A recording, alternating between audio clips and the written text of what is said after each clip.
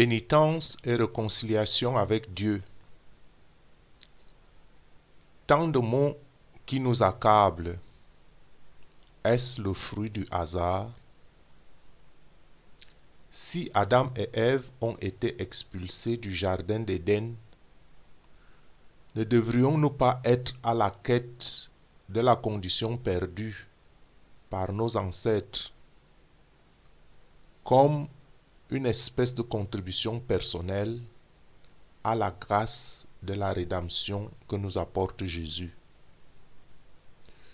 Donc, je juge qu'il est nécessaire, même si Jésus a porté le poids de nos péchés, que nous-mêmes, que nous ayons une part active, que nous montrions la volonté que nous voulions vraiment être sauvés.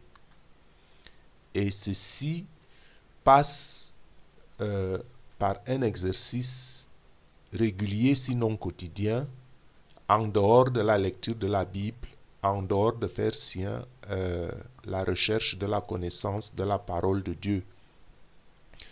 Cet exercice est donc l'exercice de la pénitence, qui est en fait une voie de la recherche de la réconciliation avec Dieu.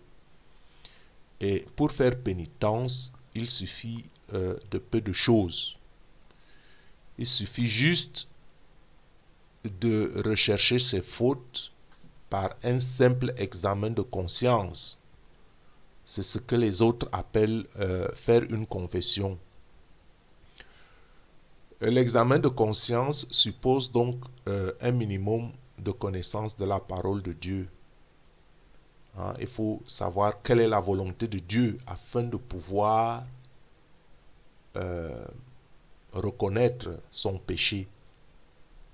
Parce que le but de l'examen de conscience, c'est de rechercher son péché.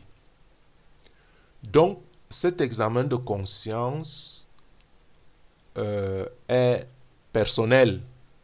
Et si besoin est, vous pouvez vous confier à un guide spirituel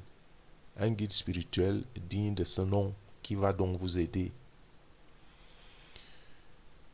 Parce que des fois, il ne faut pas... il y a bien des fois qu'il y a le risque qu'on se reproche alors même qu'on n'a pas commis de péché. Donc, il faut toujours que cet examen soit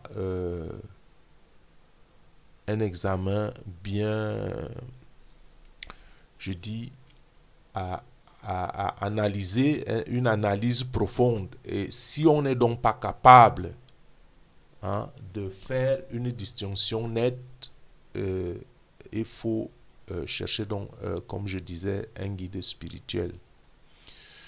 Et après donc cet examen personnel ou à l'aide d'un guide spirituel,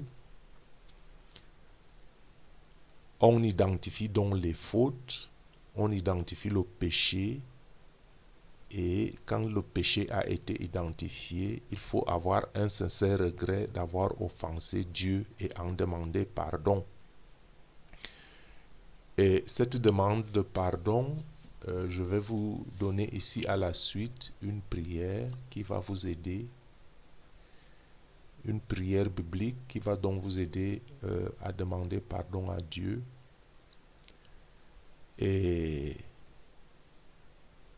à la fin, qu'on ait donc prié Dieu, parce que la Bible dit que quand on demande sincèrement pardon à Dieu, il pardonne, quel qu'est le péché. À la fin donc, convaincu d'une conscience claire, d'une conscience purifiée devant Dieu, il faut donc éviter les occasions de commettre le péché pour lequel on implore le pardon de Dieu, et si possible essayer de réparer les dommages causés. Voici donc la prière inspirée de la Bible. J'ai choisi le psaume 51. À cet effet, écoutez.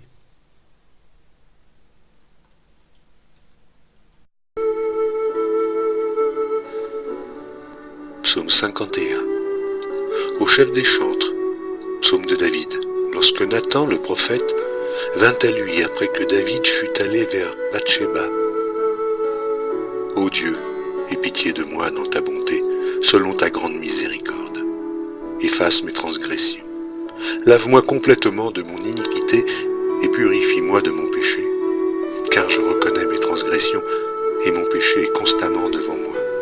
J'ai péché contre toi seul et j'ai fait ce qui est mal à tes yeux, en sorte que tu seras juste dans ta sentence, sans reproche dans ton jugement.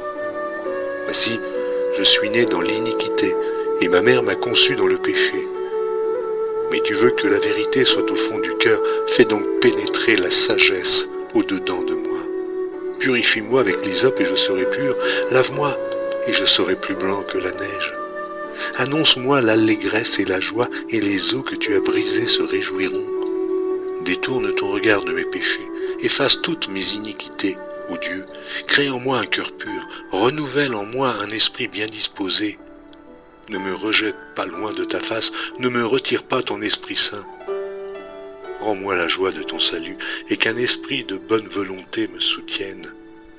J'enseignerai tes voies à ceux qui les transgressent, et les pécheurs reviendront à toi. Ô Dieu, Dieu de mon salut, délivre-moi du sang versé, et ma langue célébrera ta miséricorde. Seigneur, ouvre mes lèvres, et ma bouche publiera ta louange.